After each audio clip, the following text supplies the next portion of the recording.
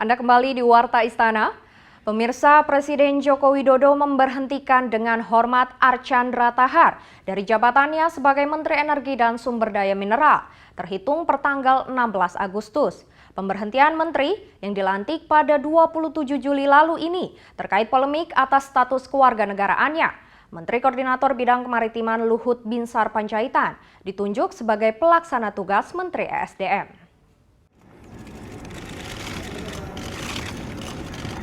Terkait dengan kewarganegaraan ganda Archandra Tahar, Presiden Joko Widodo memutuskan memberhentikan dengan hormat Menteri ESDM dari Kabinet Kerja. Disampaikan oleh Menteri Sekretaris Negara Pratikno di Kompleks Istana Negara pada Senin malam, Archandra diberhentikan dari jabatan sebagai Menteri ESDM terhitung tanggal 16 Agustus 2016.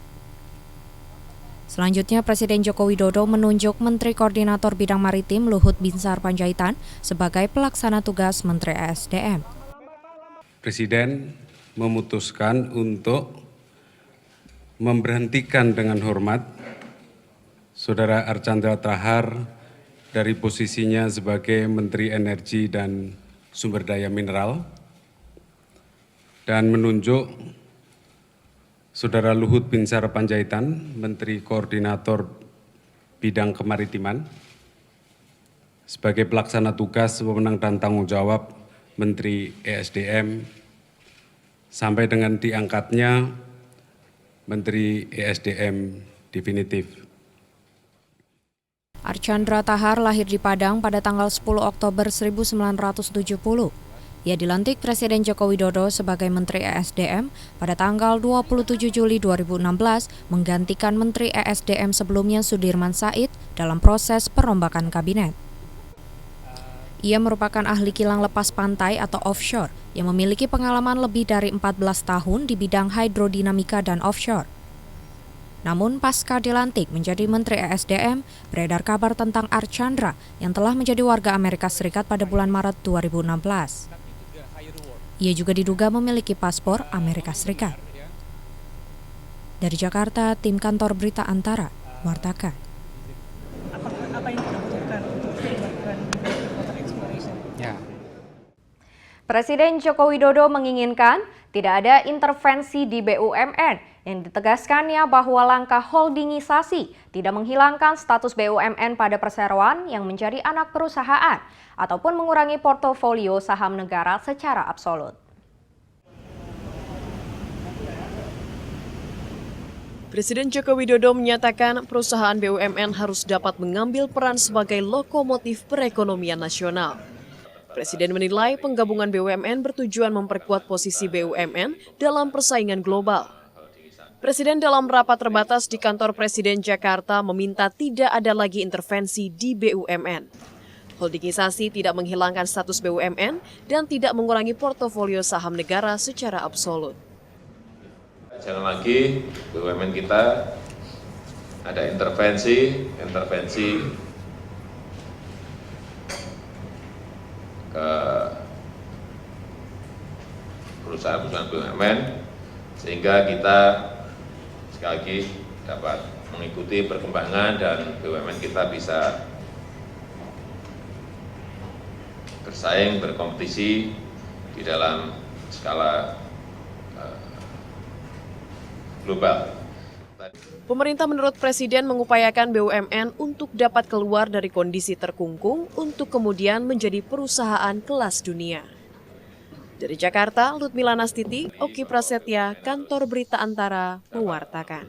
Merupakan lanjutan dari pembahasan rencana holdingisasi BUMN.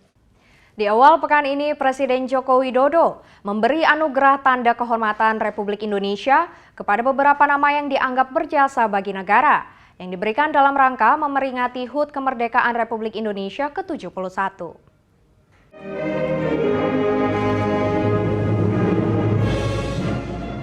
Dalam rangka memperingati HUT RI ke-71, Presiden RI Joko Widodo menganugerahkan tanda kehormatan RI pada hari Senin 15 Agustus 2016.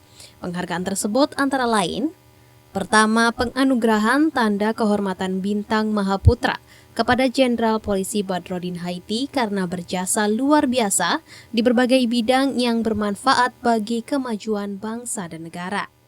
Kedua penganugerahan bintang jasa utama kepada 4 orang, yakni Saifuddin Aswari Rifai, Bupati Lahat Provinsi Sumatera Selatan yang berjasa besar dalam bidang sosial kemanusiaan dengan program listrik masuk desa. Nurdin Abdullah, Bupati Bantaeng Provinsi Sulawesi Selatan yang berjasa dalam bidang koperasi dan UMKM dengan menata pedagang kaki lima di Pantai Seruni dan Pantai Lamalaka.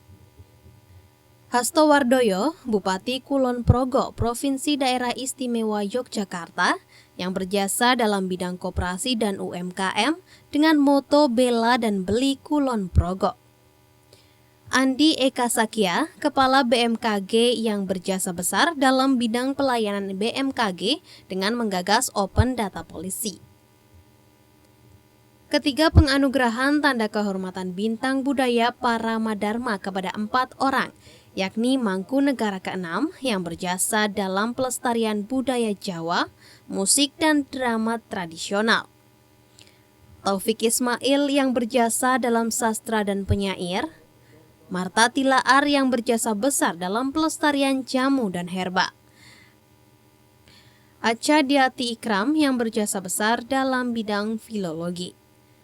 Dari Jakarta, Lutmila Nastiti, Oki Prasetya, Kantor Berita Antara, mewartakan.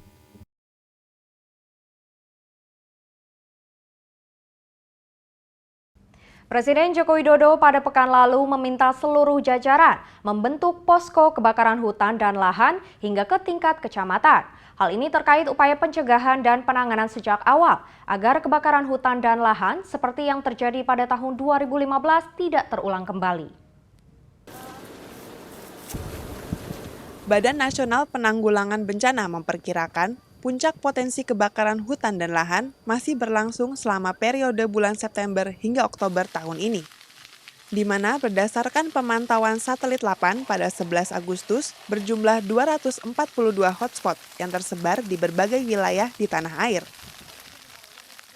Untuk itu, Presiden Joko Widodo meminta seluruh jajaran membentuk posko kebakaran hutan dan lahan hingga ke tingkat kecamatan.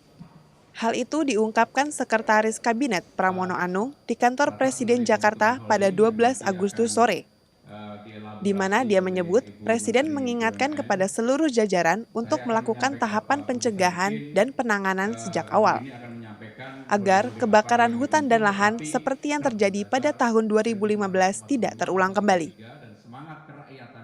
Kemudian juga Bapak Presiden telah meminta kepada seluruh jajaran nanti akan bersama dengan Kemendagri, TNI, Polri untuk adanya posko pada tingkat kecamatan. Untuk 8 provinsi yang selalu terjadi kebakaran hutan secara berulang, yaitu Sumatera Selatan, Riau, Jambi, Kalimantan Timur, Kalimantan Tengah, Kalimantan Selatan, Kalimantan Barat, dan Kalimantan Utara, Presiden juga telah menginstruksikan kepada pimpinan daerah, yakni agar pada bulan Januari sudah dapat menentukan status dari masing-masing daerah. Dari Jakarta, Lutmila Nastiti, Oki Prasetya, Kantor Berita Antara, mewartakan. Warta Istana masih akan kembali dengan Gloria Hemel, anggota Paskibraka yang sebelumnya batal tampil saat pengibaran bendera akhirnya diperkenankan ikut dalam upacara penurunan bendera di Istana. Tetaplah bersama kami.